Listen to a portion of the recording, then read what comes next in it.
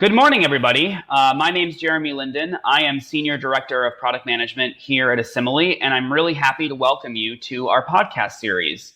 Today, we're talking about procurement challenges in the healthcare industry and about how healthcare organizations can best include cybersecurity considerations during the procurement process. I'm really happy to be joined today by Greg Scott, Vice President of Information Technology at Renovo Solutions. Greg has over 15 years of healthcare technology management experience.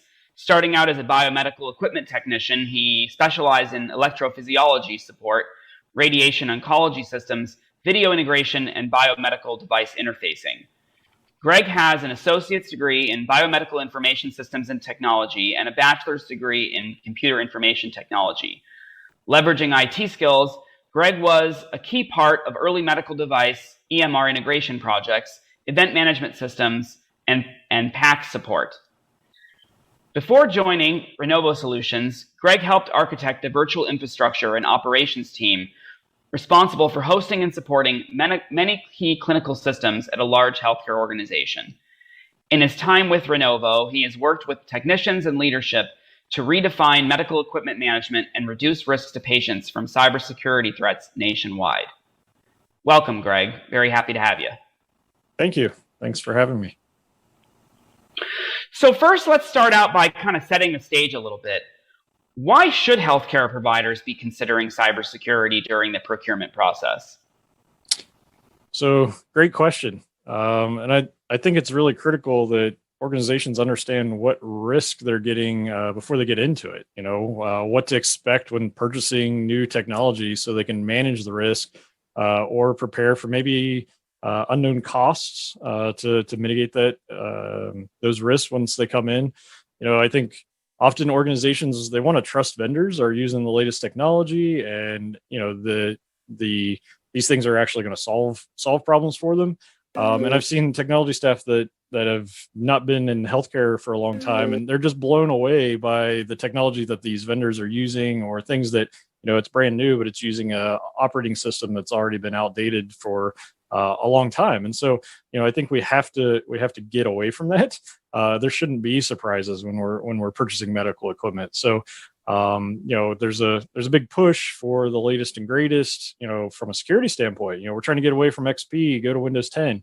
And sometimes that isn't the best path forward, really. You think you're trying to reduce the risk by getting the latest, and you don't know that you may be actually introducing new risks that you weren't prepared for or haven't been documented yet. And so I think it's key that we look at the procurement process, get in front of that up front, and start looking at what's coming into the organization before it gets there.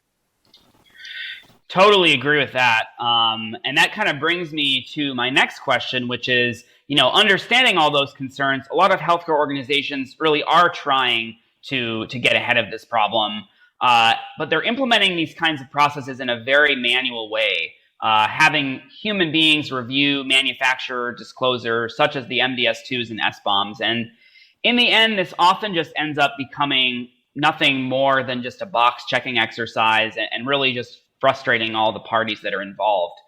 How do you think organizations should watch for these kinds of what I would call anti-patterns while building out their processes and ensuring that organizations are actually getting actionable insights from what they're building? Yeah, so I've seen this as well. Organizations, they'll create an intake form or an assessment form or a technology form, and I mean that's how the MDS2 form started. That was really the intent there. Let's standardize this process so we get the information out there, and then now we build on that. And there's been revisions, and I think ultimately what we end up with is it's a reaction to we didn't know we were going to get this, or if only we had knew before we bought that this thing ran on Windows XP. And yeah, that's true. But I think what the organization really needs to do is decide, what do they want to do? What are they going to do with the data? Do they have a plan? Or are we just checking the box? Because yeah, you start getting all these forms. Well, now somebody has to actually analyze it. What does it mean? What does this information mean to the organization? Do we accept the fact that it runs on this particular software or it has this particular port open? And who's really equipped to make those decisions? And so we need to start with the goals Are we going to do more research? Do we push back on the vendors?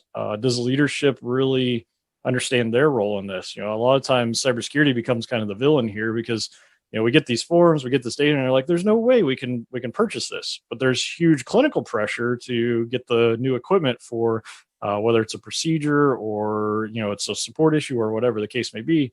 And if it is truly a risk to the organization, then leadership has to be able to take the stance that no, the clinical use is secondary in this case because this could impact a greater part of our organization. So really this takes a village to both define the goals, define what they're willing to accept, what that acceptance criteria is, and then what they're going to do with it. So I think all that needs to really be planned out up front before we just go collecting data and essentially creating more work for people, only to find out, well, nothing changed. We bought it anyway, or we didn't do anything with it. So definitely take the time now and start planning out, how you want to handle your medical device procurement process.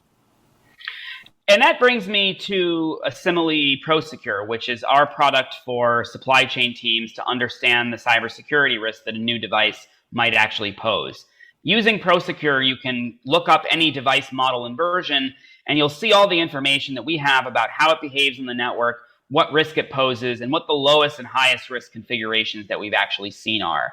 And we crowdsource these data from real-world deployments of Assimile in the field, ensuring that you're always getting, up-to-date quality information that you can actually use to make a decision.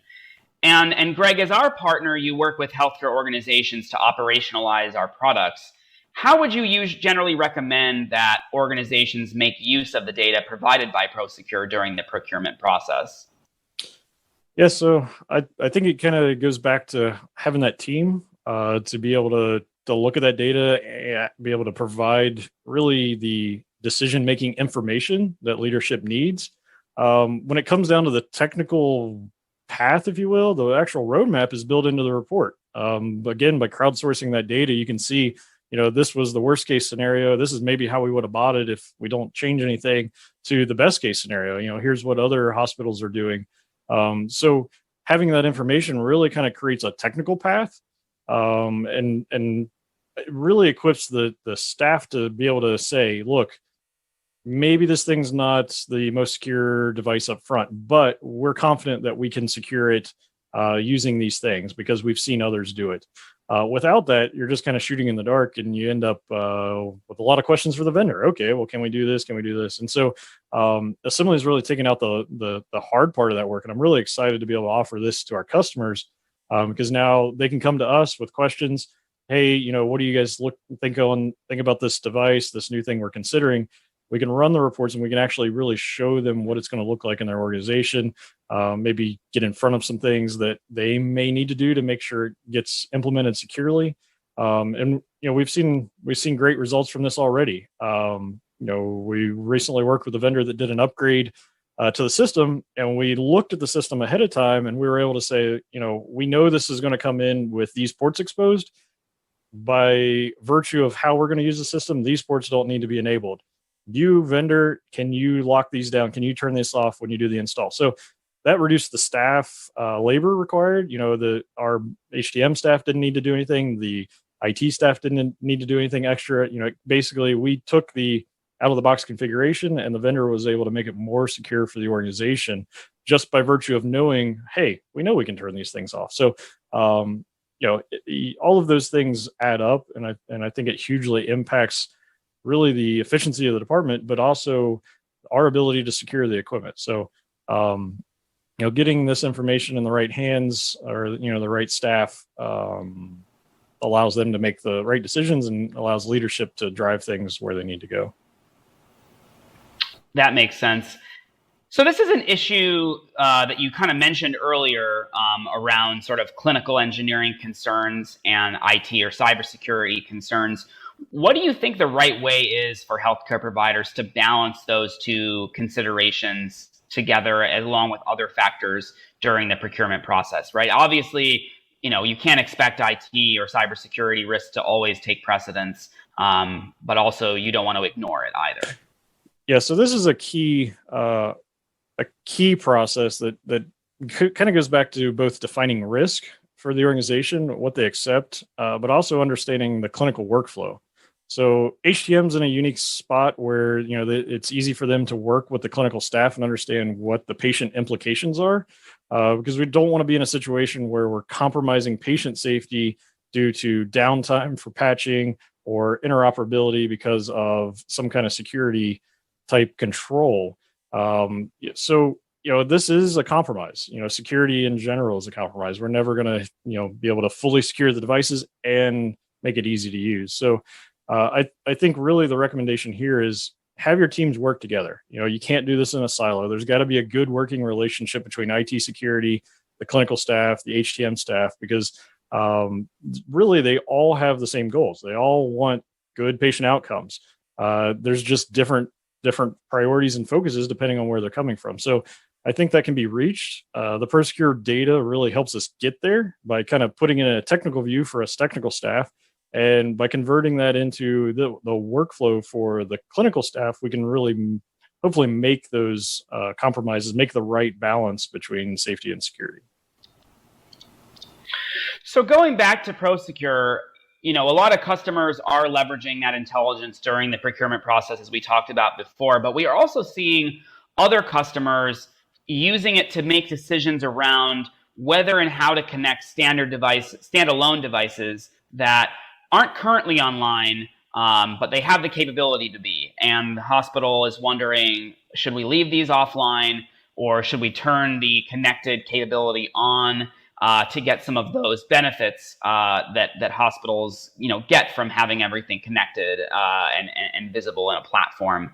How do you think healthcare providers should be thinking about those decisions?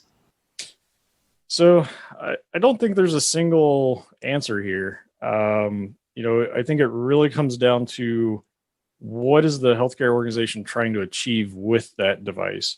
We saw this a lot with the early adoption of interoperability, the big push with EMRs, and being involved in that space, I was able to see kind of a negative side. We had equipment that didn't always play well with interoperability or different middleware because it was never truly designed with that kind of robustness in mind. So before security ever became a consideration, we had actual potential events just due to the interoperability. So when you introduce security, there's a lot of things that they could be placed directly on the network, but now you have a huge risk to the organization. And I think you have to look at that and say, is it worth that risk? If this one device could be compromised and then take out the organization, now you've done a huge disservice. You gained a few minutes here on this interface, but maybe you wiped out the organization for a month because of ransomware. And that's a realistic thing that could happen. And so I think you really kind of you need the right information to determine how risky is connecting this. You need the information to say, what are we gaining from connecting this? There's some equipment that's naturally not secured from a patient data perspective, or a data privacy perspective, but the gains on the interoperability, the gains on the staffing side are huge, whether it comes to timely data or more accurate diagnosis because the information gets into the system faster. Those things are worth the compromise of having maybe an insecure device kind of floating around where patient data may be accessible because you're saving more than you're losing there. But like I said, there is no one size fits all. Each system, I think, really has to be analyzed one at a time. And again, it's key to have the right information because these are tough decisions to make, and without the right information, without the right people in the room, you may end up making the wrong decision. Absolutely. Yeah. I mean, we definitely know that there's no silver bullet and there's no one size fits all solution because every organization is unique and their needs are unique. Finally, one aspect of ProSecure that we see our customers getting a lot of value out of is the use of some of that crowdsourced configuration data I was talking about earlier to create hardening guides for these devices on the network. Basically, telling them okay, here's how you can configure this to make it the most secure possible. How do you recommend that healthcare organizations use this to improve their security posture? Yeah, so I think this creates a great task list for anybody working on securing these devices, because without this information, I've been down this path myself. You have a device, first you figure out what's wrong with it, then you find out, okay, what can I do to fix these things? And usually that involves either researching, a lot of internet research, maybe vendor research, trying to get a hold of the right person in engineering. And they may not always know the answer, or they may not be in a position where they can recommend the right thing. And so, a lot of times we see vendors say, from a patient safety perspective, this device functions properly, it's not at risk. We have no recommendation. We're not going to change our configuration or our posture because of patient safety. And they're not looking at the potential threat to the organization from a networking perspective, or a ransomware, or a place that an attacker could pivot. And so, by looking at the crowdsource information, some of that hardening guides, it cuts through a lot of that time, the effort, the labor, and really does all the hard work for us. So we can see, okay, boom, here's what we need to do to harden this device. I don't need to make phone calls. I don't need to chase down leads and do research. I can take a look at the information, go to the device, implement the configuration recommendations, done. Now I've moved the needle. I've reduced the risk of the device, which is really why we're here in the first place. Circling back to the beginning, we talked about all this data. We're in an age of data, collecting all this information. But what we really need is insights, and these, by looking at these hardening guides, that really provides the insights we need to move that needle and ultimately secure these devices. Oh, I think that's a great note to end on. So, Greg, thank you for joining us. I hope everyone else found the conversation as informative as I did. And if you want to learn more about Assimile, you can visit our website or shoot us an email at info@assimile.com. Thank you, and until next time.